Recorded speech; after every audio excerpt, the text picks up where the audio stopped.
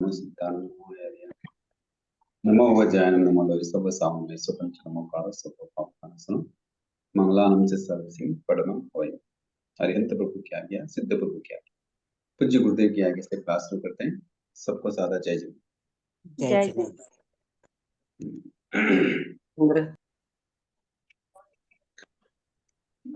बहुत अच्छी क्लास चल रही है। कर्म विज्ञान के बारे में हम समझ रहे हैं जी। कई चीजें हमने समझी हैं। कर्म विज्ञान को समझने वाली आत्मा ये निश्चित तो हो ही जाता है कि जय जिनेन्द्र सर। हाँ सब जय जिनेन्द्र। अब उसे संसार में कैसे रहना है, ये सारी चीजें तभी हो सकती हैं जब उसका दर्शन विशुद्ध हो। दर्शन के बिना हमारा ज्ञान अर्जन अधूरा रह जाए, कुछ पल्ले नहीं पड़ पाए। अगर ऐसा नहीं होता, अगर दर्शन का विषय अगर नहीं होता तो केवल ज्ञानार्जन से कार्य नहीं चलता। ज्ञानार्जन से भी मुक्ति प्राप्त कर लेते, किंतु ऐसा नहीं। ज्ञानार्जन भी बहुत जरूरी है, किंतु उसके साथ दर्शन होना चाहिए। तो हम पूरी श्रद्धा के साथ भगवान ने जैसा कहा है उसको हम पूरी तन्मयता से,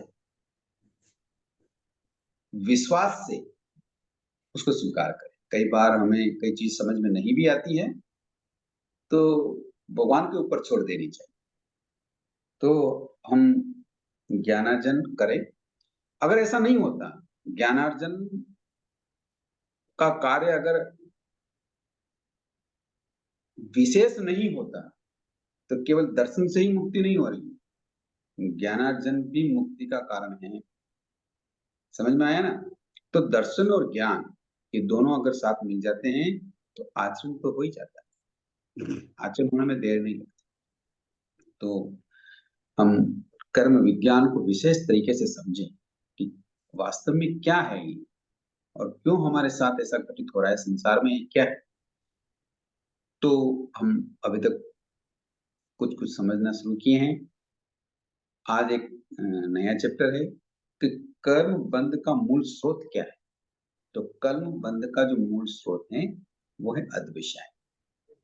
यानी कल हमने समझा था कि कर्म बंध क्यों होते हैं, कैसे होते हैं, कब होते हैं, ये थोड़ा सा विवेचन हमने कर समझा था। पर वास्तव में ये बंद हो रहा है, उसका मूल कारण क्या है? तो उसका मूल कारण है अद्वैषय। अद्वैषय का क्या मतलब होता है?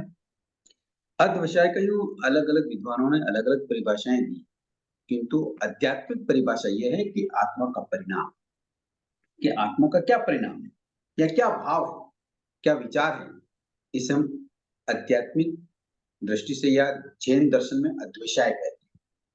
तो इसके ऊपर डिपेंड करता है कि हम कर्मबंध कर रहे हैं या नहीं कर रहे, या कितना हो रहा है, कितना प्रगाढ़ है, कितने समय तक हो रहा है।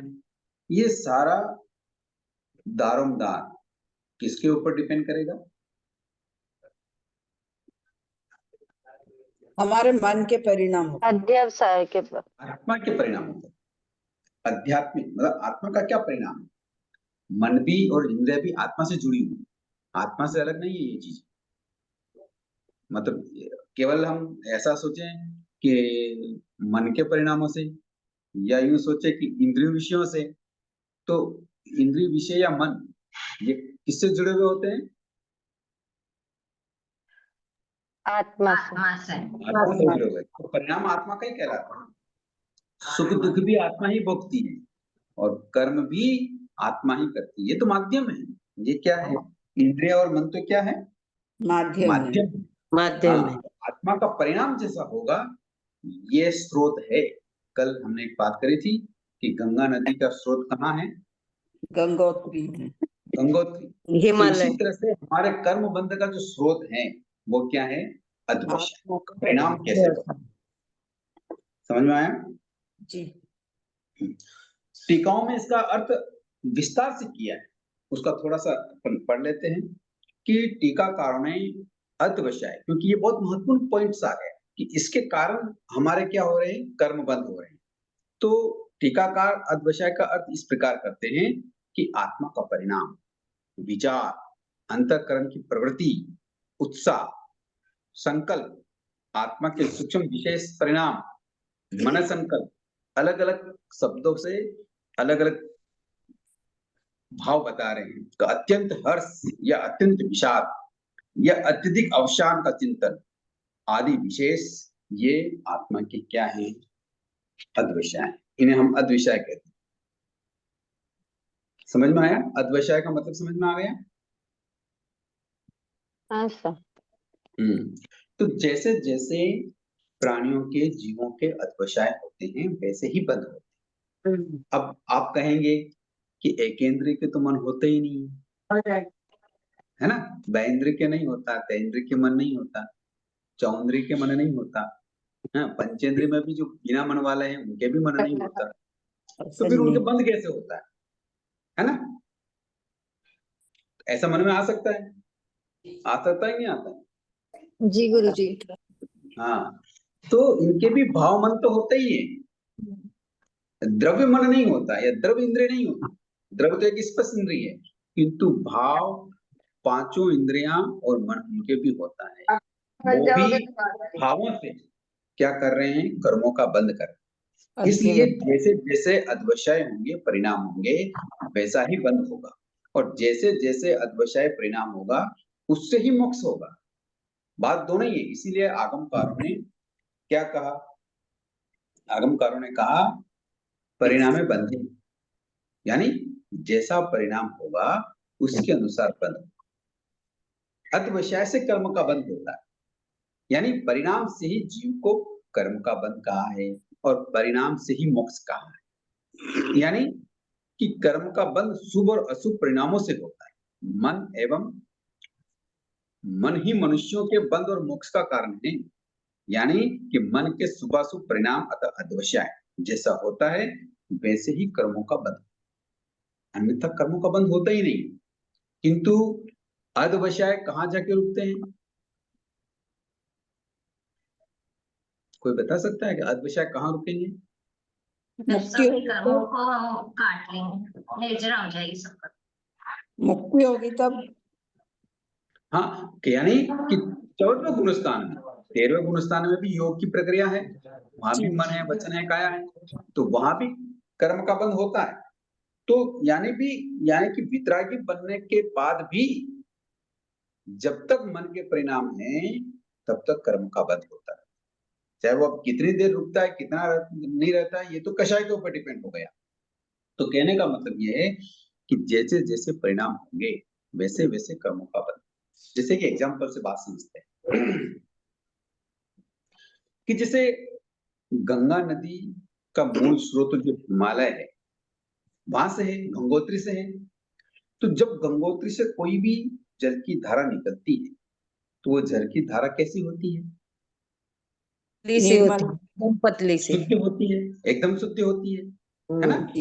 हाँ एकदम शुद्ध होती है, उसमें किसी तरह की मिलावट नहीं होती। जी, समझ में आया? हाँ। और अगर वो गंगा की धारा आगे बढ़ती हुई, पहाड़ों से निकलती हुई, पहाड़ों में गुजरती है, तो उन पहाड़ों में रही हुई औषधियां उसमें मिल जाती है, तो वो धारा कैसी हो जाती है? औषधि युक्त हो जाती है। औषधि युक्त हो जाती है, या यूं कहते हैं उसको शुभ हो जाती है। अब शुद्ध से शुद्ध थी, किसी भी तरह का उसमें कोई मेल नहीं था, किंतु औषधि वाला मेल उसमें घुसा तो वो धारा शुद्ध से शुभ हो गई। समझ में आई बात? जी। वही धारा पहाड़ों से निकलती हुई मैदानी इलाकों में आती है। तब मैदानी इलाकों में आती है तो कई तरह के उसमें क्या मिल जाते हैं, कचरा मिल जाता है, गटर का पानी मिलता है, इंडस्ट्रीज के जो अवशिष्ट होते हैं वो मिल जाते हैं। तो वही धारा क्या हो जाती है? अशुद्ध हो जाती है। अशुभ हो जाती है। अशुद्ध नहीं, अशुभ, अशुभ हो जाती है। तो गंगा नदी के पानी का 3 स्वरूप हो गया। क्या हो गया? शुद्ध, एक तो शुद्ध, एक शुभ, शुद्ध, शुभ और अशुभ। अशुभ। ओके ना?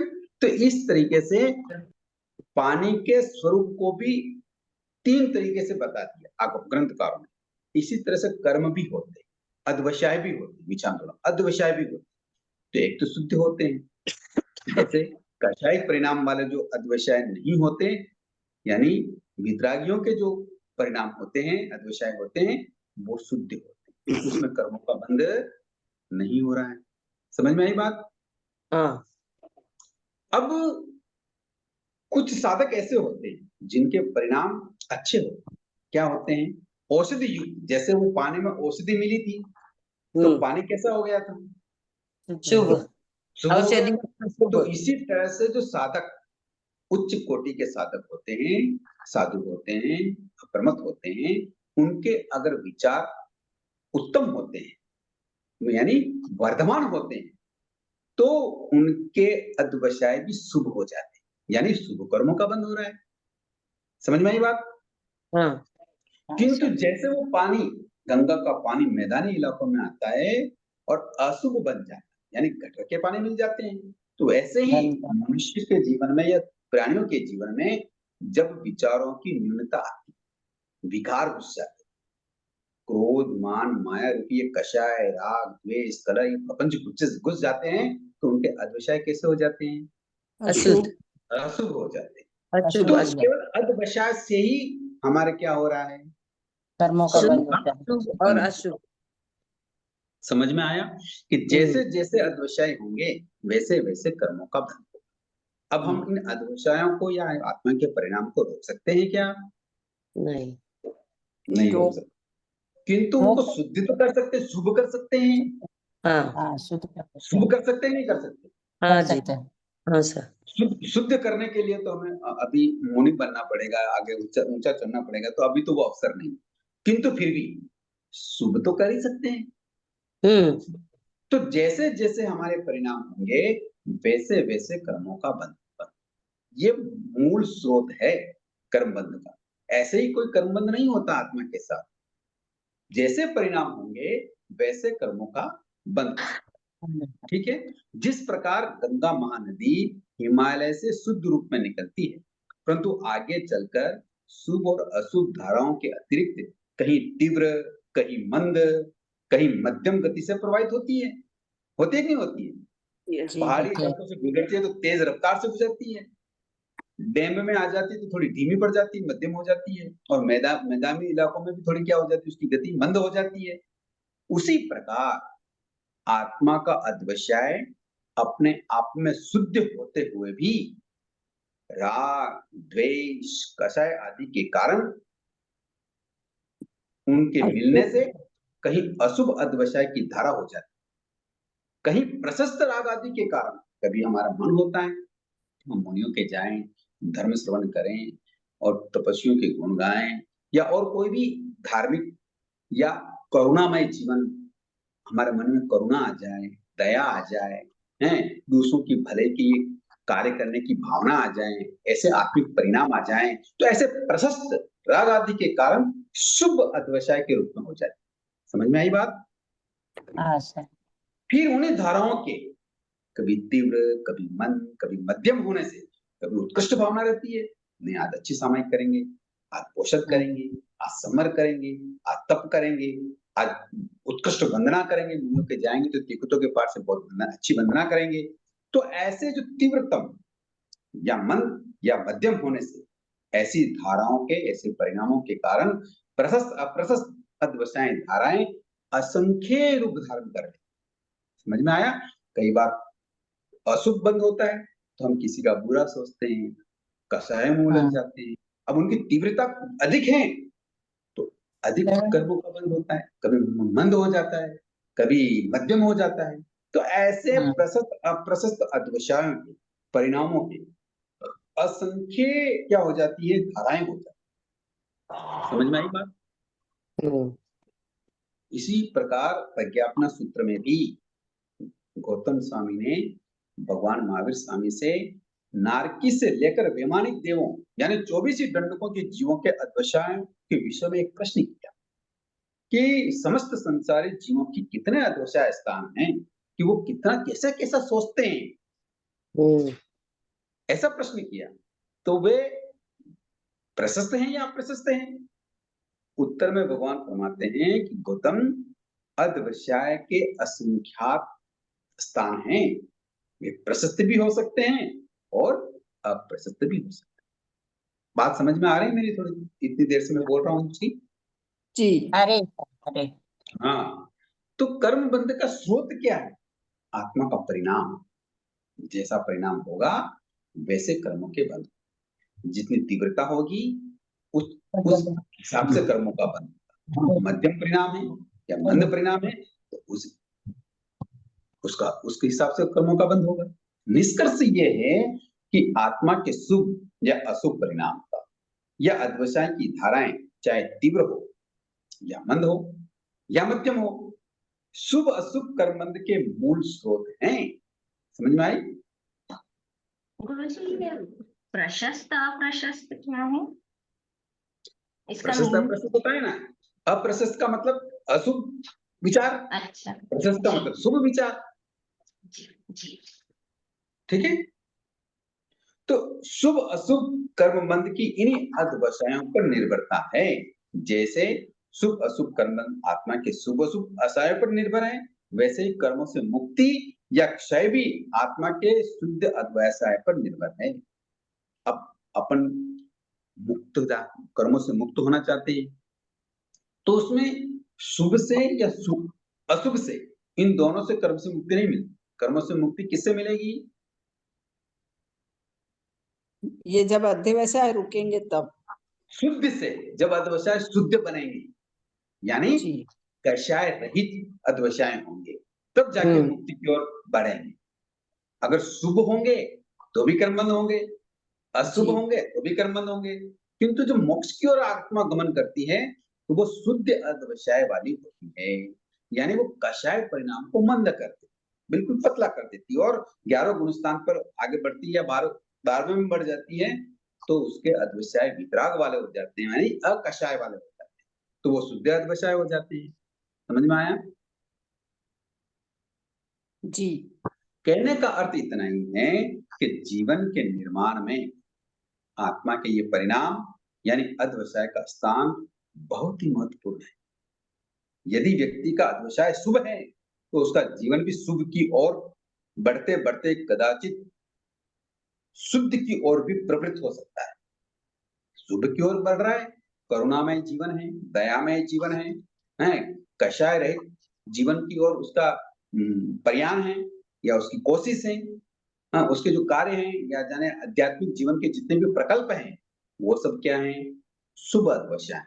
उससे आगे बढ़ते बढ़ते बढ़ते कभी वो शुद्ध की ओर भी प्रवृत्त हो सकता है।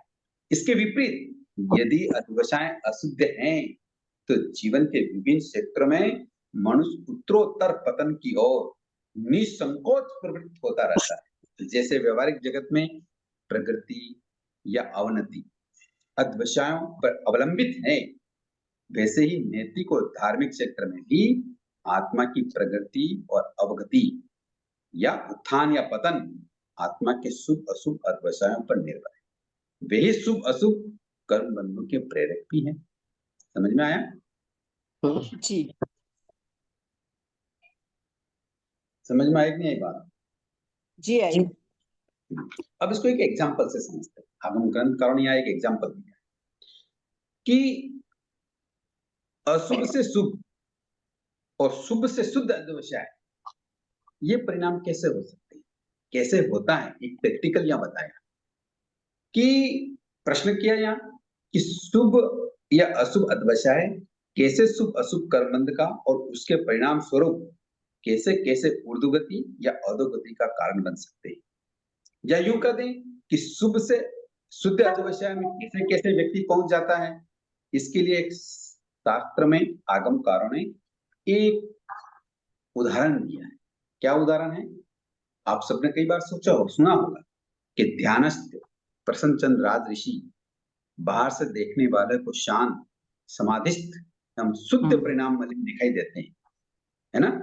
किंतु सुमुख के द्वारा उसकी प्रशंसा सुनकर मन ही मन प्रसन्न हुए और कुछ ही क्षणों बाद दुर्मुख के मुख से अपनी निंदा तथा अपने ग्रस्त पक्षी पुत्र के मंत्रियों द्वारा राज हत्या लेने के षड्यंत्र रचने की बात सुनी तो अधवशाओं की धारा शुद्ध से एकदम अशुभ में पहुंच गई। परिणाम क्या हुआ?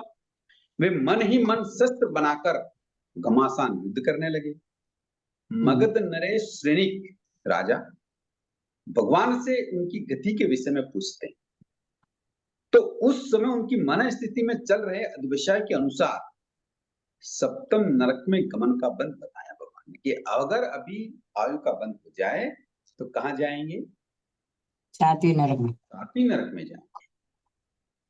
किंतु कुछ ही समय बाद जब राज ऋषि ने शत्रु पर मुकट फेंकने के लिए मस्तक पर हाथ रखा कि उनके क्रोध वेश का पारा उतर गया, वे अपनी वर्तमान पर्याय का विचार करते हुए पश्चाताप की धारा में उतर गए। आलोचना, निंदा, गर्हना, क्षमापणा और शुभ भावना की प्रबल धारा में बहने के कारण उनके अधवशा एकदम बदल गए। यही कारण है कि सैनिक राजा के पुनः उनकी गति के विषय में प्रश्न पूछने पर भगवान ने उनके शुभ अधवशाओं के अनुसार सर्वार्थ सिद्ध विमान के देवगति के रूप में बनने की संभावना बताई। किंतु उनके अधवशाय उत्तरोत्तर शुद्ध होते गए और उन्होंने सपक श्रेणी पर आरूढ़ होकर चारों गणगति कर्मों का क्षय किया और विद्या केवल ज्ञानी और उनके परिणाम शुद्ध बन गए। इस घटना से हमें कुछ समझ में आई बात? जी हाँ, संबंध के भाव से जो अशुभ कुछ से अशुभ अशुभ अध्यायों से उनके अशुभ परिणामों से अशुभ कर्मों के बंद हुआ और फिर वापस परिणाम बदला उनका शुभ परिणाम से। तो ये देखो, अशुभ परिणाम से परिणाम शुभ बने और शुभ परिणाम से शुद्ध बने। शुद्ध बन गए। समझ में आई ना बात? जी, तो हाँ, कहने का अर्थ ये है कि कर्मों का जो बंध है वो किस पे डिपेंड है? हमारे अध्यवसाय पर, अध्यवसाय आत्माशय पे। परिणाम। समझ में आए ना? अब बात जी। समझ में आ रही है आप सबको कि हमारे जैसे जैसे परिणाम होंगे वैसे हाँ। वैसे कर्मों का बंध होगा। केवल जी। बाहर से दिखने मात्र से नहीं। बाहर से प्रसन्न चंद्र राज ऋषि क्या दिख रहे थे? उच्च कोटि के साधक दिख रहे थे, किंतु उनके परिणामों ने अशुद्ध की धारा बही तो भगवान ने क्या बताया? इस सातवीं नरक नरक में। का बंध। और जैसे ही धारा में परिवर्तन हुआ, परिणामों में जी। परिवर्तन हुआ तो भगवान ने क्या कहा? इस सर्वार्थ सिद्ध केवल विमान देवगति का बंद कर सकते हैं। और उच्च कोटि की धारा बनी, यानी सपक श्रेणी चढ़े तो खुद वितरागी बन गए, केवल ही जी। बन गए। तो जी ये डिफरेंस समझ में आ रहा है कि नहीं आ रहा? जी आ रहा है, आ रहा है। आ रहा है। तो इससे क्या फलितार्थ निकलता है? जी, इससे को हम ऐसे कह सकते हैं कि अगर हम अशुभ परिणामों से, अशुभ अध्यवसाय से शुभ और शुभ से शुद्ध की ओर जाएंगे तो मुक्ति को प्राप्त करेंगे, और इसका उल्टा ले लेते हैं कि शुद्ध से शुभ और शुभ से अशुभ की ओर जाएंगे तो कर्म बंद कर लेंगे। नरक गति हाँ, में। बरोबर है। ये कहने में जितना सरल है आचरण में उतना सरल नहीं। कठिन। हमें प्रैक्टिकल करना है अपने जीवन के साथ। जी। भगवान ने हमें उपदेश दिया, हमें क्या दिया है? मार्ग बताया है। उस मार्ग को चलना हमारा काम है। मार्ग पर चले बिना हमारा कभी भी किसी भी कीमत पर कल्याण हो नहीं सकता। तो ये सारी घटनाएं, ये सारे श्रुत ज्ञान यूं कह दें या अंग उपांग या यूं कह दें 14 पूर्व, ये सारा का सारा ज्ञान किस लिए है? आचरण के इसके लिए। माध्यम से हम क्या करें? अशुभ परिणामों से शुभ की ओर और शुभ परिणामों से शुद्ध की ओर गमन करें, तभी हमारे क्या होने वाला है? कल्याण संभव है। तो जिस तरीके से प्रसन्नचंद्र राज ऋषि ने अपना कल्याण किया, उसी तरीके से हम लुढ़क भी सकते हैं। लुढ़कने में भी कोई टाइम नहीं लगता है। उसके लिए भी आगमकारों ने आए क्या दिया है? घटनाक्रम दिया। बताया कि एक साधु था, वो 5 मंजिले भवन में रहता है, निर्दोष भिक्षाचरी से प्राप्त स्वादिष्ट और गरिष्ठ भोजन करता है। इन दोनों स्थितियों में केवल भवन के स्पर्श से या स्वादिष्ट भोजन करने मात्र से, यानी वस्तु से बंद नहीं होता। समझ में आ गया? अब कोई साधु है, बड़े बड़े भवनों में रुकते हैं, बड़े बड़े बगीचों में रुकते हैं, तो केवल वहां रुकने मात्र से क्या नहीं हो रहा है? कर्म बंध नहीं होता। नहीं यदि इन वस्तुओं को लेकर राग, ममत्व, मोह, द्वेष, कषाय आदि अद्विषाय परिणाम आ गया है तो उसे कर्म बंध होता है। समझ में आ रही बात? जी। कर्म बंध वस्तु से नहीं, राग देश युक्त अद्वैसाय यानी परिणाम से होता है। यह ठीक है कि जीवों के अद्वैसाय किसी न किसी वस्तु व्यक्ति के निमित्त रूप अवलंबन को लेकर शुभ या अशुभ हो जाती है। जैसे साधु के भोग में शिष्य पर क्रोध रूप अशुभ अद्वैसाय के कारण पाप कर्म बंध के फलस्वरूप मरकर वह चंड कोशिप सर बन गया। घटना सुनी आपने? हाँ हाँ सर। हाँ किंतु सर। किंतु किंतु चंड कौशिक सर्प के भोग में करुणा मूर्ति भगवान महावीर के उपदेश के निमित्त से उनका अशुभ अद्वैसाय शुभ में परिणत हो गया। हाँ सर। अतः शुभ अद्वैसाय के कारण शुभ कर्म बंध के फलस्वरूप मरकर वह देवलोक में चला गया। समझ में आई बात? जी। हाँ सर। किंतु अगर वही साधक अशुभ परिणाम के कारण क्रोध, राग, द्वेष, मोह, ईर्ष्या, कलह ये सारी चीजों के कारण शुभ परिणाम थे, किंतु कहां क्या हो गया? अशुभ परिणाम में गमन करने से वही साधु क्या बन गया? चंड कौशिक बन। चंड कौशिक सर्प बन गया। तो ये डिपेंड किस पे कर रहा है? आप इस पे फोकस कीजिए कि ये जो संसार के परिभ्रमण हो रहे हैं ये किसके ऊपर डिपेंड है? अध्यवसाय के परिणाम। अद्वैसायों के ऊपर। बात समझ में आ रही है? आगमकार हमें यही समझाना चाह रहे हैं कि अद्वैसाय ही हमारे कर्म बंध का मूल स्रोत है। समझ में आया? हाँ सर। इसको लेकर यहाँ एक चौभंगी दी गई है।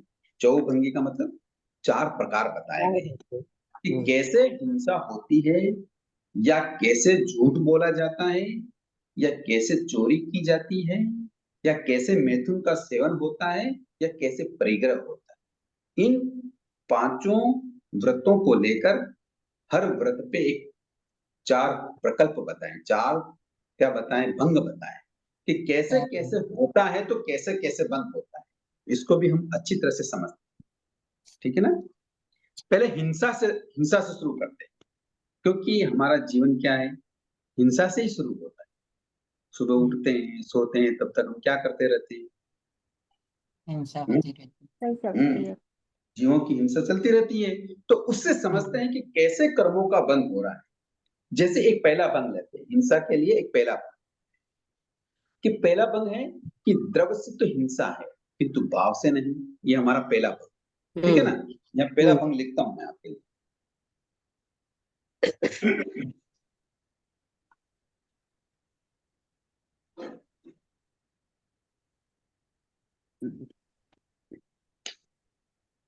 पहला बंध है द्रव्य से हिंसा है पर भाव से नहीं। से नहीं।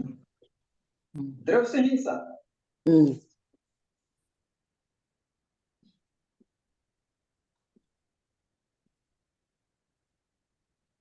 किंतु भाव से नहीं। भाव से। ये कैसे हो सकता है?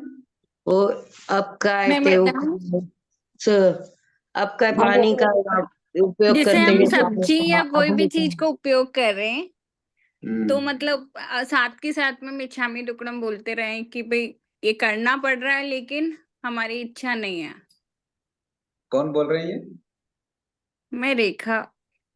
रेखा जी, रेखा जी, अगर आपको कोई एक चांटा लगाए और के मिच्छामी दुक्कडम, फिर थोड़ी देर में एक चांटा और लगाए, फिर के मिच्छामी दुक्कडम, फिर एक चांटा और लगाए, फिर के मिच्छामी दुक्कडम, फिर क्या कर्म बंध नहीं होंगे? बोलो। होंगे तो सही। रेखा जी देखो प्रश्न बहुत अच्छे करते हैं, मुझे बड़ा खुशी होती है, पर इनको जवाब इतने कठोर मिलते हैं शायद वो नाराज ना हो जाए। नहीं नहीं, आपका नाराज होके मैं क्या करूंगी? आपसे तो इतना सीखने को मिल रहा है। नहीं तो देखो फिर ऐसा होता है क्या? आप बोल रहे सब्जी काटते हैं, फिर हम मिच्छामी दुक्कडम बोल दें, नहाते हैं, पानी ढोलते हैं, जीवों की हिंसा करते हैं, फिर मिच्छामी दुक्कडम बोल दें। एक तो लाइट क्या है जलाते ना, हैं। मतलब बहुत विवेक से, जैसे जहाँ पे 10-15 लीटर पानी ढुलता हो वहां पे 4-5 लीटर में ही काम कर लेते हैं। और दूसरी ऐसा नहीं बात होता है है। कि अरे पर क्या मिच्छामी दुक्कड़म बोलने से कोई पाप नहीं होगा, ऐसा होता है क्या? नहीं, मन में करुणा भाव हमारे लाने मन से, के देखो अभी आत्मा के अधिकार मन ऐसा में है। करुणा भाव लाने से, ऐसा है, देखो अब मैं बता, उनके प्रति दया भाव लाने से। देखो अब ऐसा है, आप सुनो, अपने मन में कई तरह के प्रवचन सुनते रहते हैं ना, इधर उधर की बातें सुनते रहते हैं, तो हम कैसी कैसी भी धारणा बना लेते हैं, कैसे भी विचार बना लेते हैं कि ऐसा होगा तो ऐसा होता रहेगा, ऐसा होता नहीं। आगमकार क्या करें उसको सुनिए। आगमकार कह रहे हैं कि द्रव से हिंसा है किंतु भाव से नहीं। कैसे? कि किसी कारण के बस इरिया समिति से युक्त गमनागमन करते हुए मुनि के द्वारा भी कदाचित हिंसा हो जाए। वह स्थूल द्रव रूप से बाहर द्रव हिंसा तो है, परंतु मुनि के अंतरंग भाव यानी उसके परिणाम यानी उनके अधोशय में हिंसा नहीं है। हिंसा करने के कोई परिणाम नहीं, अतः यह द्रव से हिंसा कर्म बंध की हेतु नहीं। समझ में आया? हाँ सर। जैसे मान लो कोई मुनि, मुनि वो विहार कर रहे हैं और विहार करते हुए भगवान ने कहा कि विहार करते हुए मुनि को क्या नहीं करना चाहिए, कि जैसे बातचीत नहीं करनी चाहिए, युग प्रमाण भूमि को देखकर चलना चाहिए, है ना, अपने मनोयोग को एक ही कार्य में मानी एक क्रिया में ही लगाना चाहिए, ऐसे कुछ कारण है और वो उसी रीति से चल रहे हैं। तो भावों के परिणामों में यानी आत्मा के परिणामों में कोई हिंसा का बात है क्या? नहीं, नहीं। किंतु चलते हुए कई बार ऐसी मिट्टी आ जाती है, ऐसे कंकड़ पत्थर आ जाते हैं कि उन्हीं के रंग रूप के कोई छोटा सा जंतु वहां रास्ते में क्या होता है, आ जाते मिट्टी के साथ हैं। पत्थर कंकड़ के साथ मिला रहता है और मुनि हाँ। बिल्कुल विवेक से चल रहे हैं और उनके पांव के नीचे आ जाते हैं। समझ में आई बात? हाँ सर। हाँ सर। तो ये द्रव्य से तो हिंसा हो गई, क्योंकि मुनि का क्या हो गया, पैर आ गए पांव लग गया, किंतु परिणामों में ऐसा नहीं था। समझ में आई बात? हाँ सर। हाँ। तो ये द्रव्य से तो हिंसा हुई किंतु भावों से नहीं, नहीं। किंतु रेखा जी हम सब्जी बनाते हैं, नहाते हैं, उसमें ऐसा होता है क्या? नहीं। जी। तो फिर उसमें ये तो हिंसा सब्जी होगी। वाली कौन से में आएगी गुरुजी? वो बता रहे हैं ना, बैठे रहो तो सही। अब मैं तो जो प्रश्न कर रहा हूँ उसका तो जवाब दो। नहीं, तो फिर ये ये सही है, आपने जो बताया हाँ, बिल्कुल सही है। ये हिंसा होगी, होगी कभी तो होगी। कभी होता किंतु है। अगर परिणामों में अधवशयों में हमारे हिंसा का कोई योग नहीं तो फिर वो कर्मबंध नहीं हो, नहीं हो। है ना? यानी ईर्ष्या समिति पूर्वक गमन करते हुए मुनि के पैर के नीचे भी कभी कोई शूद्र प्राणी, शूद्र मतलब कीट आदि दबकर मर जाते हैं, उनकी हिंसा हो जाती है, की नहीं जाती, हो जाती है। समझ में आई बात? जी। परंतु उक्त हिंसा द्रव हिंसा से उस मुनि को सिद्धांत में सूक्ष्म मात्र भी कर्मबंध नहीं बताया, क्योंकि मुनि अप्रमत हैं, जागृत हैं अंतर में, और हिंसा तो सैद्धांतिक दृष्टि से प्रमत योग से प्राणियों का प्राण नाश करने पर ही निर्दिष्ट है। हिंसा कब होती है? प्रमत योगात, यानी प्रमत के कारण, प्रमाद के कारण, योगों से जब कोई हिंसा होती है तो वो हिंसा क्या होती है? कर्मबंध वाली। समझ में आया बात? जी। बात बिल्कुल क्लियर हो गई, समझ में आ गई बात? हाँ सर। तो हिंसा के लिए पहला भंग हुआ द्रव से हिंसा किंतु भाव भाव से, से नहीं। क्योंकि उसके अधवशय वैसे नहीं थे। हमारा मूल स्रोत क्या है कर्मबंध का? अधवशय, परिणाम, अध्यवसाय। भाव, विचार, चिंतना, सोच। समझ में आई बात? तो पहला भंग हो गया हमारा कि द्रव से तो हिंसा है किंतु भाव से नहीं। नहीं। अब दूसरा भंग क्या हो रहा है हिंसा से, कि भाव से तो हिंसा है किंतु द्रव्य से नहीं। नहीं। अब भाव में तो हिंसा है, भाव से हिंसा, स्रोत करना। किंतु द्रव्य से नहीं। द्रव्य से नहीं। इसका उदाहरण तंदुल मत्स्य हो जाएगा। कालसोरिक जानते हैं। तंदुल किंतु मत्स्य भी हो जाएगा ना। हाँ, बहुत अच्छी तरह से जानते हैं। बात सुनिए, कोई व्यक्ति कुछ अधिक मंद प्रकाश वाले प्रदेश में टेढ़ी मेढ़ी या आड़ी तिरछी पड़ी हुई रस्सी को भ्रांतिवश सर्प समझकर कि यह सर्प है, इसे मार डालना चाहिए, इस परिणाम से सहसा वह म्यान से तलवार निकालकर उसके 2 टुकड़े कर डालता है। बात समझ में आई? वस्तु क्या है? वस्तु क्या है? रस्सी है, रस्सी है, टेढ़ी मेढ़ी पड़ी है, अंधेरा है, प्रकाश नहीं है, पूरा दिखाई नहीं देता, किंतु समझता क्या है? सर्प है, सर्प है। और तत्काल तलवार निकालकर उसके क्या कर देता है? टुकड़े कर देता है। टुकड़े कर देता है, मार डालता है। इस परिणाम से सहसा म्यान से तलवार निकालकर उसके 2 टुकड़े कर डालता है। ये स्पष्ट है कि सर्प रूप प्राणी की हिंसा तो नहीं हुई। सर्प मरा क्या? नहीं, मगर सर्प को मारने का परिणाम होने से वह भाव हिंसा हो गई। क्या हो हाँ, गई? भाव हिंसा। समझ में आ गई बात? जी समझ में आ गई ये बात?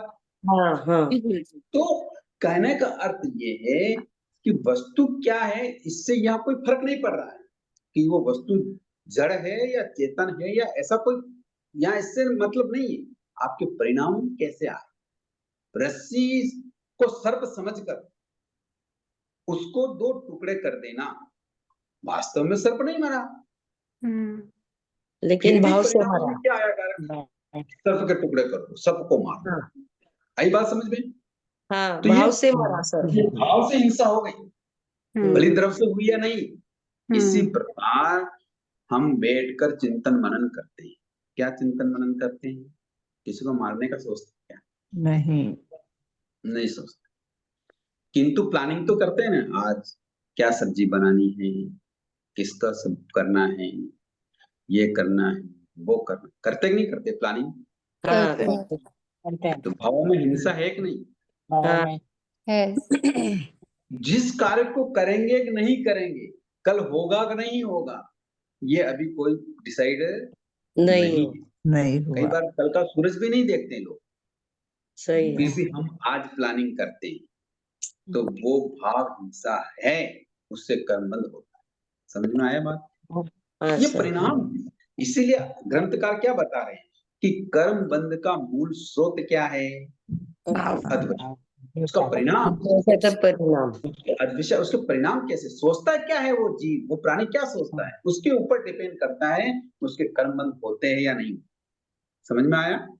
हाँ, और तीसरा भंग क्या हो गया? 2 भंग अच्छी तरह से समझ में आ गए? हिंसा, हाँ जी, भाव से भी द्रव्य से भी। हाँ, भाव से भी हिंसा हो रही है और द्रव्य से भी हिंसा हो रही है। यानी हाँ, द्रव्य से हिंसा और भाव से भी क्या है? भाव से भी हिंसा।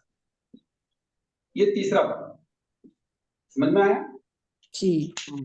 ये कैसे समझ में आया कि द्रव्य और भाव दोनों प्रकार से हिंसा होने की स्थिति संकल्प पूर्वक किसी प्राणी की हिंसा कर देने से होती है। जैसे कोई शिकारी मृग को मारने का भाव से कान तक धनुष पतंचा खींचता है, खींचकर लक्ष्य सावधान पूर्वक बाण छोड़ देता है और वह बाण से मृग को बिंद डालता है। वो मृग मर जाता है और मृग को वध करने के भाव से मृग को मारा गया। तो द्रव्य से भी उसने क्या किया? मारा, और भाव में भी इसको मारने की विचार आए, अद्विषय आए। तो उस ऐसे द्रव्य से भी हिंसा हुई और भाव से भी क्या हो गई? हिंसा हो गई। यानी उभयमुखी हिंसा हो गई, क्योंकि इसमें द्रव्य हिंसा के साथ हिंसा का परिणाम भी स्पष्ट है, परिलक्षित हो रहा है, क्योंकि उसी लक्ष्य से धनुष उसने उठाया और धनुष को छोड़ा, बाण लग गया, मृग मर गया।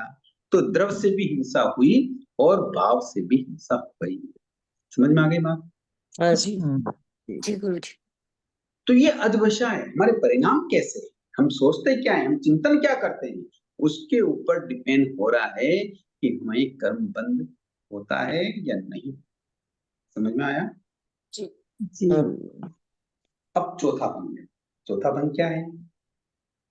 द्रव्य से भी नहीं और भाव से भी और नहीं। भाव से भी नहीं, द्रव्य से भी नहीं, न भाव से भी द्रव्य नहीं। से हिंसा और न ना भाव भाव से। से। भाव से भी। ऐसा कोई भंग होता है क्या? हाँ, सिद्ध लोगों संभाव सिद्ध संभाव में रहे तो हम्म, सिद्ध 14वें गुण स्थान के अंतिम क्षण। 10वें स्थान और ऐसा भंग द्रव्य शून्य से है, भी भाव ऐसा भंग होता ही नहीं। समझ में आया? केवल शब्दों से उल्लेख कर दिया गया कि ये भंग बनाने की दृष्टि से द्रव्य से भी हिंसा नहीं और भाव से भी नहीं, ऐसा नहीं होता है। क्योंकि इस भंग के हिंसा की क्रिया न तो द्रव्यात्मक हो रही है और न ही भावात्मक हो रही है। यानी ऐसे परिणाम ही नहीं है कि हिंसा हो। तो हिंसा के मूल में दो ही रूप हैं, द्रव्यात् या तो द्रव्यात्मक या भावात्मक, यानी तीसरा भंग दोनों के मिलने से का है। अतः ये द्रव्य से तथा भावतः हिंसा से कर्म बंद होता है। चतुर्थ भंग दोनों के निषेध रूप में है। अतः निषेध रूप में है तो फिर हिंसा कैसे होगी, है ना? हिंसा नहीं होगी, नहीं होगी, हिंसा नहीं होगी। तो चौथा नहीं, भंग हिंसा का नहीं बनता। समझ नहीं में आया? बनता। तो इस हाँ, तरीके से चार विकल्प के रूप में, जिसमें से चौथा भंग नहीं होता है, इस रूप में जीवों के प्राणियों के परिणाम होते हैं, अध्यवसाय होते हैं, और वही अध्यवसाय कर्म बंध का कारण है। समझ में आया? जी गुरु जी। हमने पहला बताया भाव हिंसा, दूसरा द्रव्य हिंसा, और चौथा है ना द्रव्य हिंसा ना भाव हिंसा। तीसरा कौन सा है? द्रव्य से भी और भाव से भी। हाँ, भाव से द्रव्य से भी और भाव से भी। भाव से भी हिंसा, द्रव्य से भी हिंसा।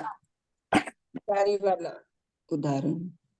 तो हम ये समझना चाह रहे हैं, देखो ये मैं कोई आपको गणित नहीं सिखा रहा, मैं आपको ये सिखाना चाह रहा हूँ कि संसार परिभ्रमण के कारण क्या है। यही कर्म विज्ञान में मैं आपको बताना चाह रहा हूँ कि कर्म परिणाम कैसे आते हैं, उदय कैसे होते हैं, बंद कैसे होते हैं। तो कर्मों के बंद होने के ये कारण है कि हम अपने अध्यवसायों को शुभ बनाए रखें, अशुभ में न जाएं। जैसे अशुभ में गए तो अशुभ कर्मों का बंध होगा, तो वो पतन का कारण हो जाएगा, और पतन के कारण से भव भ्रमण तो बढ़ेंगे ही, नरक तिरंज गतियों में दुख भी हमें बहुत होगा। और भव भ्रमण जो बढ़ते हैं ना, वो नरक और तिरंज के ही ज्यादा होते हैं, मनुष्य और देवता के कम होते हैं। तो हम कर्मों से कैसे बचें कि अपने परिणाम क्या रखें, शुभ रखें, रसायनिक परिणाम न बनने दें, राग द्वेष वाले न बनने दें, प्रशस्त रखें। समझ में आई बात? जी जी गुरु जी। तो इस प्रकार ये हिंसा से संबंधित जो अध्यवसाय हैं वो हमने आज विशेष रूप से समझा है। एक झूठ से संबंधित भी हम और समझ लेते हैं, बाकी के आगे समझेंगे। तो झूठ के संबंधित भी कर्मों का बंध कैसे होता है, उसके परिणाम कैसे होते हैं, अध्यवसाय कैसे होते हैं, इसमें एक पहला बंध लेते हैं कि द्रव्य से झूठ बोला किंतु भाव से नहीं। भंग तो वही चलेंगे ना, पहला भंग हिंसा में भी वही था कि द्रव्य से हिंसा नहीं किंतु भाव, द्रव्य से हिंसा है किंतु भाव से नहीं। इसी प्रकार यहाँ भी द्रव्य से तो झूठ बोला किंतु भाव में नहीं। कैसे? इसका एग्जांपल सुनते हैं कि जैसे कोई व्यक्ति वन प्रदेश में मुनि से पूछता है, मुनि विहार करते हैं, वन प्रदेश आ जाता है, तो मुनि से पूछता है कि इधर से मृग आदि पशु गए हैं क्या? क्या पूछता है वो मुनि से? मृग आदि पशु मृग आदि पशु गए हैं क्या? है क्या? मुनि ने मृग आदि जाते हुए देखे हैं, फिर भी प्राणी रक्षा रूप दया के भाव से कहता है कि नहीं, मैंने नहीं देखी। यह द्रव्य रूप से शाब्दिक मृषावाद असत्य है किंतु भाव से नहीं। समझ में आया? पहले तो क्या होते, मुनि बोलते नहीं, मौन रहते। अगर मुनि मौन रहते हैं तो बेस्ट, किंतु बोल रहे हैं तो कैसे बोल रहे हैं? क्योंकि उनको पता है कि ये जो व्यक्ति मुझे पूछ रहा है ये शिकारी है।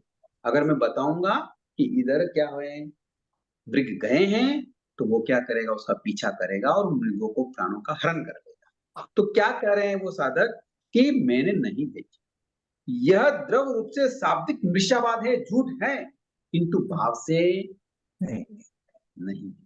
कारण यह है कि मुनि अपने किसी स्वार्थ, लोभ, क्रोध, हास्य या भय आदि की दृष्टि से असत्य के लिए असत्य नहीं कह रहा है, क्योंकि डरने से नहीं कह रहा है, या मनोरंजन के लिए नहीं, या क्रोध, लोभ, स्वार्थ, बस ये झूठ नहीं बोल रहा है। इसलिए आगमकार दूसरे काले सूत्र में क्या बताते हैं कि कोहावा, लोहावा, भयावा, हासावा के वशीभूत होकर साधु क्या ना बोले, झूठ नहीं बोला। झूठ ना झूठ बोले। नहीं बोले। समझ में आई ना बात? तो यहाँ किसी भी तरह से क्या नहीं है, कोई परिस्थिति नहीं है, न तो वो स्वार्थ है, न लोभ है, न क्रोध है, न हास्य है, न भय है आदि की दृष्टि से असत्य के लिए असत्य नहीं कह रहा है, परंतु सदभ्यो हितम सत्यम, अर्थात प्राणी मात्र का जिससे हित हो वह सत्य है। इस परिभाषा के अनुसार शिकारी और मृग आदि प्राणी दोनों के लिए हित और रक्षण की दृष्टि से यह वचन द्रवतः असत्य होते हुए भी भावतः असत्य है। भावतः असत्य होने से यह वाक्य बाहर असत्य होते हुए भी अंतरंग से सत्य की कोटि में आता है। अतः भावों में असत्य न होने से यह कर्मबंध कारक नहीं है। इससे मुनि का सत्य महाव्रत खंडित नहीं होता है। समझ में आई बात?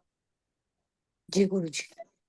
वस्तुतः बंध और मोक्ष व्यक्ति के अध्यवसाय, परिणाम और भाव की धारा पर ही निर्भर करता है। आचार्य सूत्र के द्वितीय श्रुत स्कंद में भी इसी बात का प्रतिपादन किया गया। क्या लिखा है वहां कि जानम व नो जानती पहेचा, अर्थात प्राणी दया के हेतु मृग आदि को किस दिशा में गए हैं यह जानता हुआ भी मुनि उपेक्षा भाव से कह दे कि मैं नहीं जानता, मुझे नहीं मालूम, मैंने नहीं देखे, इस तथ्य को स्पष्ट भाव बोध है जो आगमक के चूर्णिकार और वृत्तिकार आचार्यों के शब्दों में अभिव्यक्त हुआ है।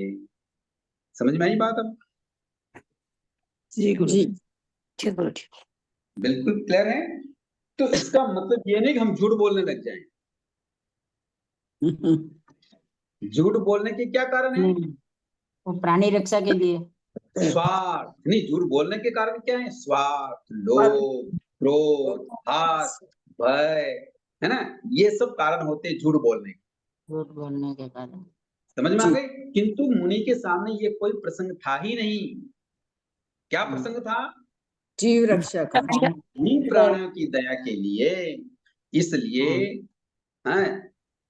आचार्य सूत्र की चूर्ण में क्या लिखा आचार्यों ने कि जानम व नो जानती वैचा। समझ में आई बात? इसीलिए अहंकार जो सूत्र बताते हैं हमें, उनके पीछे जो रहस्य है उसको जानना चाहिए। अगर इसी सूत्र को पकड़ कर स्पष्ट होता है, क्या स्पष्ट हो रहा है कि झूठ बोला जा सकता है, किंतु इसके लिए नहीं, इसके लिए है कि प्राणियों के दया के रूप में, करुणा के रूप में अगर ऐसा प्रसंग है, वो भी स्वार्थ, लोभ, क्रोध, आस और भय आदि के बिना। समझ में आया? तो ये पहला पंक्ति कि द्रव से तो झूठ किंतु भाव से नहीं। ठीक। अब दूसरा कि असत्य बोलने का भाव होते हुए भी सहसा मुख से सत्य बोलना, यानी भाव से तो क्या है?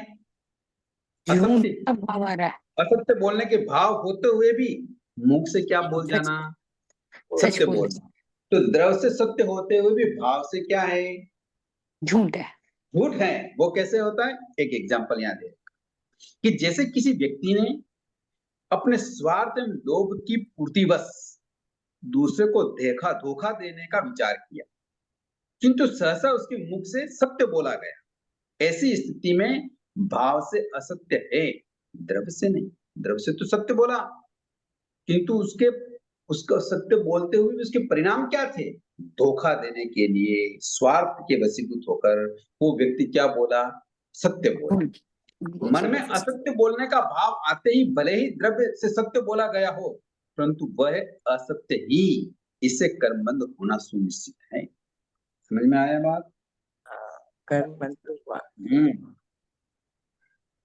तो कहने का मतलब चाहे मुख से सत्य बोला गया हो, द्रव से भले ही वो सत्य हो, किंतु परिणामों में क्या है, उसको खोट थी, धोखा देने के भाव थे, यानी उसके परिणामों में स्वार्थ था, उसके परिणामों में लोभ था, इसलिए वो सत्य बता रहा है, फिर भी क्या हो रहा है, वो झूठ है, कर्मबंध का कारण है।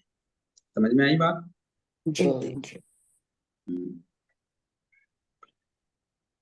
झूठ के विषय में तीसरा भंग है, असत्य बोलने का भाव भी हो और असत्य बोला भी गया हो। यह द्रव्य और भाव से मिश्रित तीसरा भंग बनता है। इससे व्यक्ति पहले ही असत्य बोलने का विचार करता है कि मैं झूठ बोलूंगा तो क्या हो जाएगा, उसका मेरा काम बन जाएगा, मेरा स्वार्थ सिद्ध हो जाएगा, और मुख से भी झूठ बोलता है। तो भाव में भी झूठ था, मृषावाद था, और मुंह से उसने बोल भी क्या दिया, झूठ भी बोल दिया, है ना। यानी मन और वाणी दोनों से असत्य कहना, झूठ कहना, इस भंग में असत्य का भाव होने से यह भी असत्य आश्रव और यानी कर्मबंध का कारण है। यानी द्रव्य से भी झूठ बोल गया वचन के रूप में, और परिणामों में क्या था, उसके झूठ बोलने का परिणाम था। तो द्रव्य से भी झूठ और भाव से भी झूठ। समझ में आ गया? इस प्रकार चौथा भंग जो है वो भी यह नहीं बनता, जैसे हिंसा का चौथा भंग नहीं बनता कि द्रव्य से भी झूठ नहीं बोलना और भाव से भी झूठ नहीं बोलना, ये भंग भी यहाँ नहीं होता है। तो कहने का अर्थ ये है, ग्रंथकार ये इसलिए समझा रहे हैं कि हमारे परिणाम कैसे हैं, हम चाहते क्या हैं, क्या कर रहे हैं, कर्मों के बंध का मूल स्रोत क्या है अधवशय। हमारे परिणाम, हमारे विचार, हमारे सोच, हमारे भाव, इस पे डिपेंड करता है कि हम कर्म हो रहा है या नहीं। समझ में आई बात? तो इस तरह हमने अधवशय के परिणामों के हिंसा और झूठ के बारे में समझा। कल हम चोरी, मैथुन और परिग्रह के बारे में समझेंगे कि किस तरीके से हम कर्मों का बंध कर रहे हैं। ठीक है, और विस्तार से समझेंगे। अभी ये विषय अधवशय के रूप में और भी चलेगा, काफी विषय है, धीरे धीरे हम इस सभी चीजों को अच्छे से समझें। कोई प्रश्न हो तो कर सकते हैं। जय जिन सर, सुरेश भाई। हाँ जी, जय जिन सर। ये अध्यवसाय आपने से 13 गुण स्थान पे अध्यवसायी मतलब नहीं बनते हैं ना, परिणाम नहीं बनते हैं ना? वे तब तो होते हैं। अधवशय तो होते हैं किंतु वहां शुभ होते हैं, इसलिए वो बंधन कषायिक नहीं होते, अशुद्ध नहीं होते, अशुभ नहीं होते। मतलब वहां भी मन कर्म तो होते हैं, सातावेदी का बंध होता है। हाँ, लेकिन वो मतलब वहां तो अनिंद्रिय हो जाते तो मन तो नहीं होता ना, तो फिर वो अतिशय कैसे? क्रिया से तो होते हैं ना, प्रवचन देते हैं, विहार करते हैं, आहार करते हैं, निहार करते हैं, कषायिक परिणाम नहीं है। तो मन के द्वारा अतिशय बनते ऐसा नहीं है ना? आत्मा से संबंधित। मतलब जैसे अब मन तो आगे एक इंद्रिय बेंद्रिय तेंद्रिय जीवों के भी नहीं होगा, हाँ जी, तो भी वो उनके कर्मबंध होंगे, वो भी बताएंगे कल जब भी अवसर मिलेगा। तो वहां भी परिणाम, वहां कौन सी क्रिया है, क्रिया हो रही है ना, वहां कौन सी क्रिया हो रही है, काया से क्रियापथी की। क्रिया। क्रियापथी की मतलब कषाय से रहित, कसाय से और बंध होता है कषाय से। कर्म आकर्षित होते हैं योग से, तो वहां 13वें गुण स्थान में योग है कि नहीं है? वचन काया है ना, मन से भी वो प्रश्नों के जवाब देते हैं, वचन से प्रवचन फरमाते हैं, व्याख्यान फरमाते हैं, सही हो और काया से विहार आदि करते हैं। तो योग तो है, कर्म आकर्षित हो रहे हैं, तो बंध नहीं होता। क्यों नहीं होता? क्योंकि कषाय नहीं। कषाय नहीं है। कषाय नहीं है। मतलब प्रकृति पूरी खत्म हो गई है। हाँ जी, 28 कषाय को नष्ट किया तभी तो वितरागी बने। हाँ, मतलब 28 ही पूरी हो गई, कर्म प्रकृति क्षय हो गई। 4 हो गई, 4 गणगति वाली। अच्छा, 4 हाँ, तो बाकी है ना, 4 तभी तो बाकी। अभी कहाँ गए, अभी तो केवल ही है। नहीं, मैं 28 की बात कर रहा हूँ, 28 प्रकृतियां, 28। हाँ हाँ, मोहिनी की 28 प्रकृतियां नष्ट हो गई, ये बात बिल्कुल सत्य है। लेकिन मैं ये समझ रहा था कि मतलब अध्यवसाय मतलब परिणाम तो मन से ही होते हैं ना, तो फिर मन तो वहां पे नहीं है। मन नहीं है तभी तो कर्मबंध नहीं हो रहे हैं। लेकिन फिर अध्यवसाय तो नहीं होंगे ना, अध्यवसाय। अरे शुभ परिणाम है। शुभ परिणाम क्या है कि जीवों के प्रति करुणा है, ये आत्मिक दृष्टि से है। आत्मिक, क्योंकि देखो जैसे अपन विचार करते हैं ना कि भाई केवली होने के बाद इंद्रिया और मन से कार्य नहीं करते हैं पितरागी, किससे करते हैं? किससे करते हैं?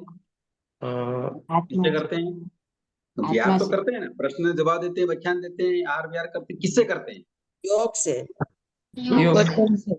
नहीं, आत्मा से। योग की जो क्रिया हो रही है ना मनोवचन काया की, ये किससे करते हैं? आत्मा से ही हो रही है ना। आत्मा से, अरे परिणामों से काया अध्यवसाय परिणाम। अद्वैत ज्ञान हाँ, से। ज्ञान से, देखो कोई समझ में नहीं है आपको, ज्ञान से कर रहे हैं। वो जो ज्ञान बोल रहे हैं वो ज्ञान से, चल रहे हैं तो ज्ञान से, देख रहे हैं तो ज्ञान से, सुन रहे हैं तो ज्ञान से, है ना, कान में स्वाद ले रहे हैं तो ज्ञान से, जो कुछ भी कर रहे हैं वो किससे कर रहे हैं? ज्ञान से। ज्ञान से। तो क्रिया हो रही है। समझ में आया क्या नाम है आपका पैसा का? सुरेश। हाँ सुरेश जी, बात हाँ समझ में हाँ आई? हाँ, क्लियर हो गया सर, क्लियर है। एक उसको पता था लेकिन काफी लंबा हुआ, उसका सही एलाबोरेशन हो सकता है। जो सम्यक दर्शन की जो भूमिका में क्या शब्द थे, मतलब यथा प्रवर्तीकरण और तीन तीन कुछ ऐसे ही भूमि, तीन लेवल पे वो अब आएगा। अब कर्म विज्ञान शुरू हुआ है ना, अब तो हम तो पहले क्या है, बाहर की चीजें समझ रहे हैं, तब अंदर में उतरेंगे, वो भी आएगा। यथा प्रवृत्तिकरण, हाँ, निवृत्तिकरण, अपूर्वकरण, ये सभी अपूर्व, आएंगे, हाँ। सब बताएंगे। ये क्लास आप ज्वाइन करते रहिए, ये सारी चीजें चलेगी। अभी तो हम कर्म बंध कैसे हो रहा है, उस पर विश्वास कैसे जमाएं, ये क्या कारण है, इनके ऊपर डिपेंड कर रहा है। फिर कर्म क्या होते हैं बताएंगे, कर्म की उत्तर प्रकृति भी बताएंगे, बंध कैसे हो रहा है वो भी बताएंगे, कौन कर रहा है वो भी बताएंगे, सारी चीजें चलेगी। थोड़ा लंबा होगा ये विषय। हाँ सर, बहुत बहुत धन्यवाद सर। बहुत रुचिकर विषय है, बहुत अच्छा समझा रहे हैं। आपको बारंबार धन्यवाद और बहुत बहुत अनुमोदना।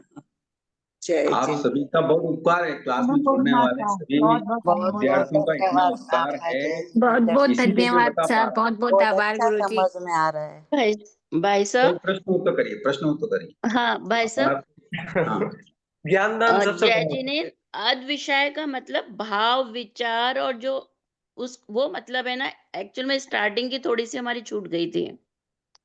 हाँ, अद्वैशाय का मतलब होता है कि आत्मा के परिणाम, अच्छा, आत्मा के जो परिणाम है। अब परिणाम कैसे होते हैं, टीकाकार कई रूप, कई शब्दों से उसको व्याख्यायित करते हैं। वो है कि जैसे आत्मा का परिणाम, विचार, अंतःकरण की प्रवृत्ति, उत्साह, संकल्प, हैं, या मन संकल्प, अत्यंत हर्ष, अत्यंत विषाद, या अधिक अवसान, या अधिक चिंतन मनन, ये सारी चीजें एक ही बात है। टीकाकार अलग अलग शब्दों से समझा रहे हैं, ये सभी क्या है, आत्मा का परिणाम। समझ में आया? हाँ जी। ये है अद्वैशाय। जय जिनेन्द्र गुरुजी। व्यवहारिक जगत में देखें अद्वैशाय तो क्या है, प्रयत्न करना, परिश्रम करना, उत्साह, लगन, है ना, ये जो चीजें दिखाई देती है, ये सब क्या है, अद्वैशाय। अद विषय। जय जिनेन्द्र गुरुजी, हम्म। मेरा प्रश्न है अज्ञानतावश जो पाप हो जाता है तो उसका भी फल वही होता है क्या, कर्म बंधन? अज्ञानी जीव को ज्यादा पाप लगता है। समझ में आया? हमारा ऐसा सिद्धांत है, जो अज्ञानी है वो ज्यादा पाप करता है। बताओ लेकिन क्यों? गुरुजी अगर ज्ञान नहीं है और फिर अज्ञानतावश तो तो पाप। इसका अरे आपका नाम जी। क्या है? चंदना जी। जी। चंदना जी, तो इससे तो बेटर फिर अज्ञानी हो गए। अगर हम ज्ञानी कहलाते जी। हैं, और अगर हम ज्ञानी होते हुए भी अगर हमारे पाप अधिक लगेगा, तो फिर इससे जी। बेस्ट तो अज्ञानी रह जाए। जी गुरुजी। बोलिए क्या करना है, ज्ञानी बनना है कि अज्ञानी? ज्ञानी। ज्ञानी। आप बोलो ना भाई, अज्ञान से पाप होता है तो छूट जाएंगे, हो गया अज्ञान से, हो गया भूल चूक से, हो बहुत गया, कहने है ना? का मतलब गुरुजी जैसे बहुत बार मतलब अपने को जब इतना नहीं था ज्ञान पहले, अब तो धीरे धीरे कांटेक्ट प्रवचन में जाना करना, तो पहले नहीं था तब तो होते थे तो कुछ। देखो, जब पहले ज्ञान नहीं था तो हिंसा ज्यादा करते जी थे, रचपत से करते जी थे, इंटरेस्ट से करते थे कि नहीं करते थे? हाँ हाँ जी सर। और अब थोड़ा ज्ञान हो गया, समझ में लग गए, तत्वों हाँ को जानते हैं, तो अब ज्ञान कर मतलब हिंसा करते हुए, झूठ बोलते हुए थोड़ा हिचकिचाते हैं कि नहीं हिचकिचाते हैं? हाँ हाँ, और वो तो चंदना अपने ही जी, होता है गुरुजी, वो तो जी हम्म हम्म ना। हिंसा भी जितना कोशिश करते हैं, नहीं, कम से हाँ, कम। बरोबर ना? तो इसका अर्थ क्या हाँ हुआ कि अज्ञानी ज्यादा हिंसा करता है, हाँ ज्ञान होने पर उसको मन में थोड़ा जगह रहता है कि नहीं नहीं नहीं नहीं, थोड़ा कम करो, होता है कि नहीं होता है?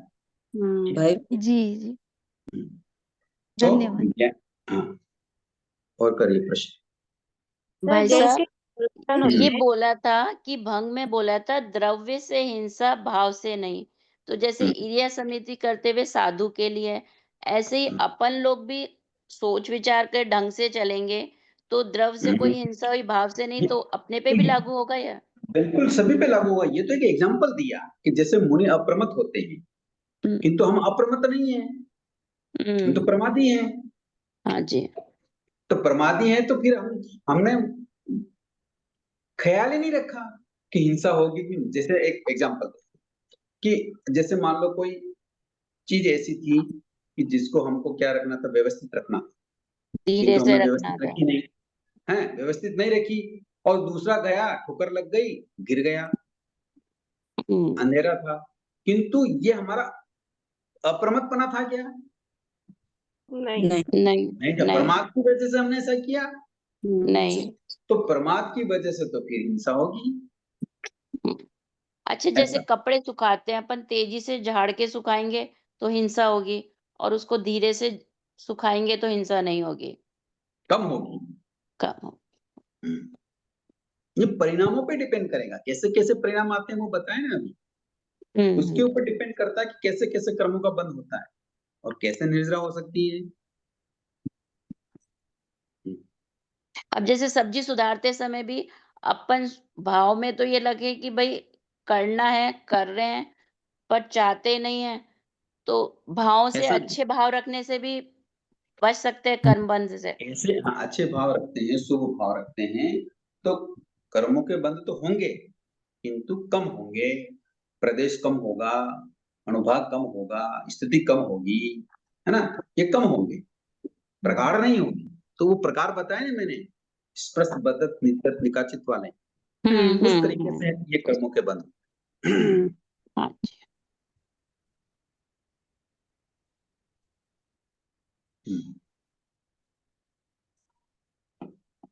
और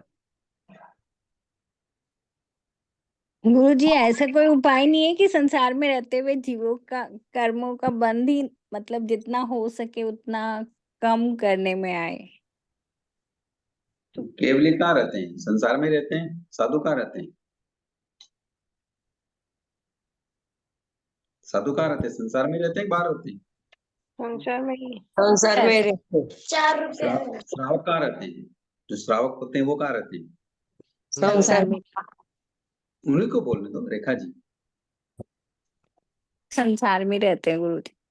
आप कहाँ रह रहे हैं? संसार। संसार में रहते हैं। हम गृहस्थी में रह रहे हैं। अरे रह तो संसार में ही रहे, लेकिन गृहस्थी जो मतलब बोलते हैं ना, जैसे कि घर गृहस्थी के जो भी। सीरियस बनिए, सीरियस सीरियस सीरियस बनिए, सीरियस सीरियस बनेंगे तो फिर कर्मों का बंध कम।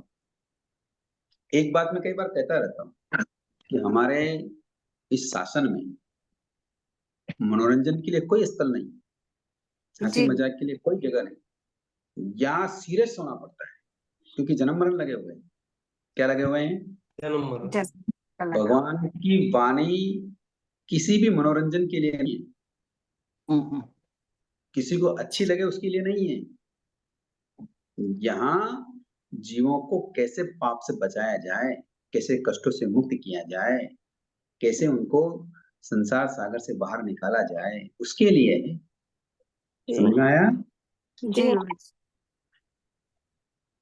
जय जिनेन्द्र गुरु जी।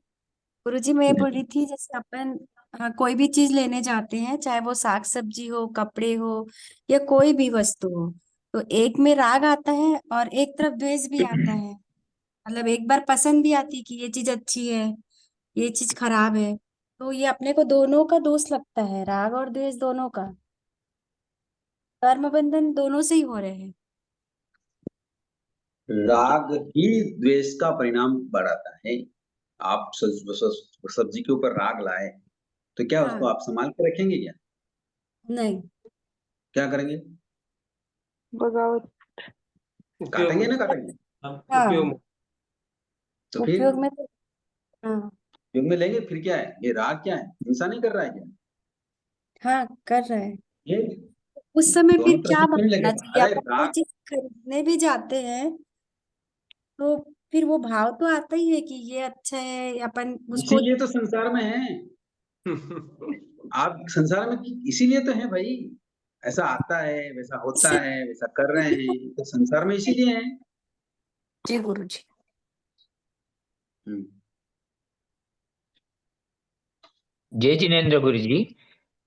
हाँ जय जय। झूठ के विषय में अगर कोई अच्छा कार्य के लिए झूठ बोलना पड़ता है तो भी कर्म बंद होते हैं? बिल्कुल कर्मबंध होता है, वो झूठ ही है। अच्छा। झूठ कब झूठ नहीं होता है, इसके पीछे बताया अभी आगम ग्रंथकारों ने। क्या बताया? जीव रक्षा स्वार्थ, की। लोभ, क्रोध, हास्य, भय, इसके वशीभूत होकर झूठ बोला जाता है। अच्छा, हम्म। ठीक है, धन्यवाद। अच्छे कार्य के लिए भी अगर आपके मन में स्वार्थ है कि मेरा सम्मान बढ़ जाएगा, मैं किसी से चीज से बच जाऊंगा, या दूसरों को मैं बचा दूं, तो ये स्वार्थ है, तो ये झूठ ही अच्छा। है। अच्छा, स्वार्थ हो जाता है वो। हाँ, ओके। बिल्कुल।